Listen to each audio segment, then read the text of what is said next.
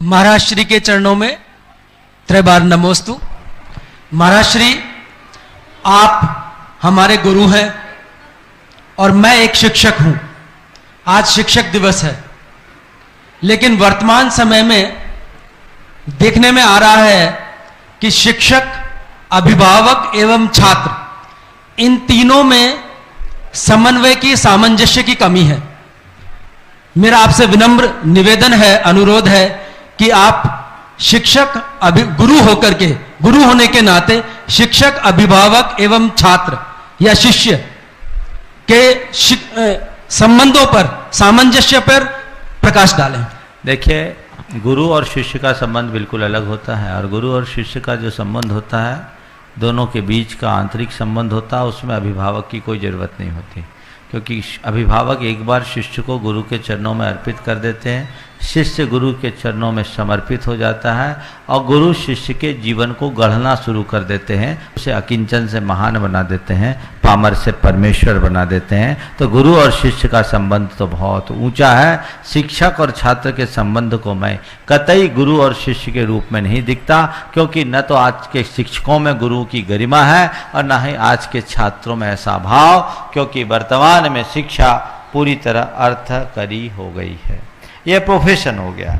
इसलिए शिक्षक है जो शिक्षाकर्मी है, शिक्षा का काम करता है, पढ़ाना सिखाने का काम करता है, अध्यापन का काम करता है।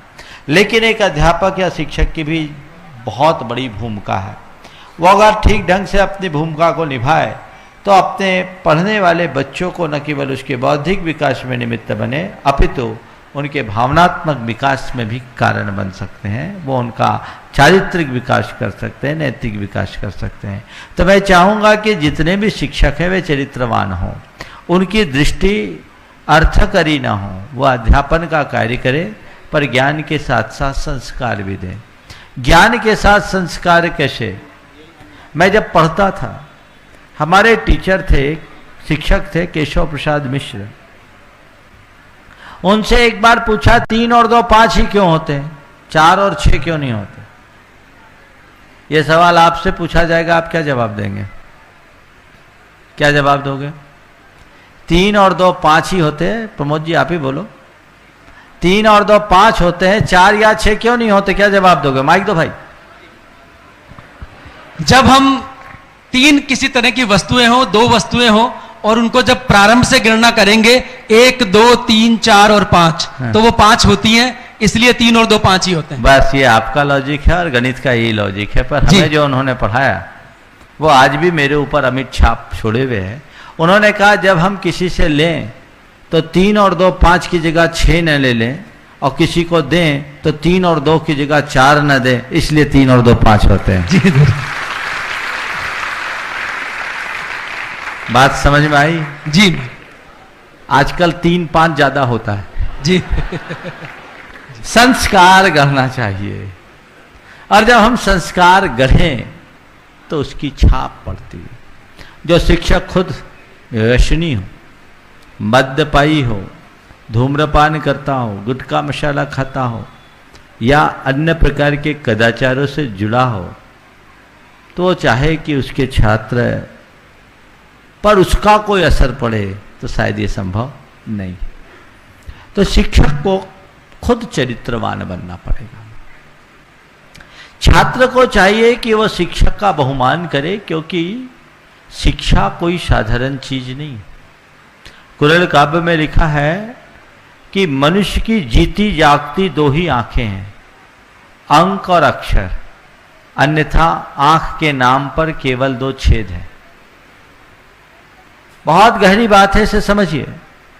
मनुष्य की जीती जागती केवल 2 ही आंखें, अंक और अक्षर, अन्यथा आंख के नाम पर केवल 2 छेद हैं। तो इस अंक और अक्षर को प्रदान करने वाला यदि कोई है तो शिक्षक है। तो छात्रों को सारे जीवन शिक्षक का बहुमान करना चाहिए, सम्मान करना चाहिए, तभी कुछ सीख सकते हैं।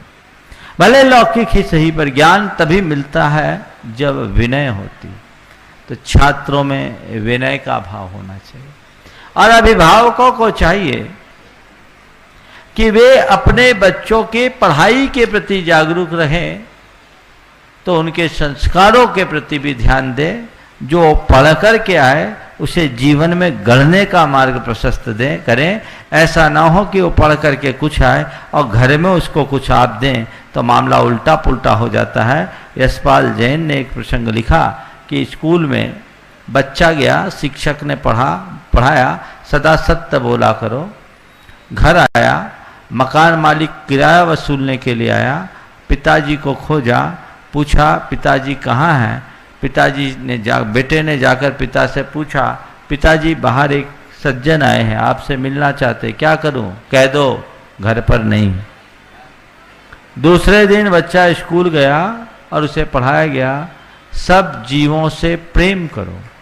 घर आया, देखा किसी बात पर उसकी माँ और पिता आपस में झगड़ रहे थे।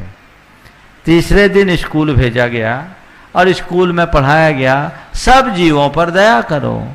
घर आया, देखा उसका बड़ा भाई एक लाठी से अपाहिज भिखारी को खदेड़ रहा था। चौथे दिन उसे स्कूल जाने के लिए कहा गया तो बेटे ने अपने पिता से कहा, पिताजी मैं स्कूल नहीं जाऊंगा। पिताजी मैं स्कूल नहीं जाऊंगा क्योंकि वहाँ ठीक नहीं पढ़ाया जाता, वहाँ पढ़ाई ठीक नहीं होती। मैं समझता हूँ सारी बातें स्पष्ट हो गई होगी। नमस्ते। इसलिए शिक्षक, छात्र और अभिभावक तीनों को बहुत ध्यान रखना है। नमस्ते।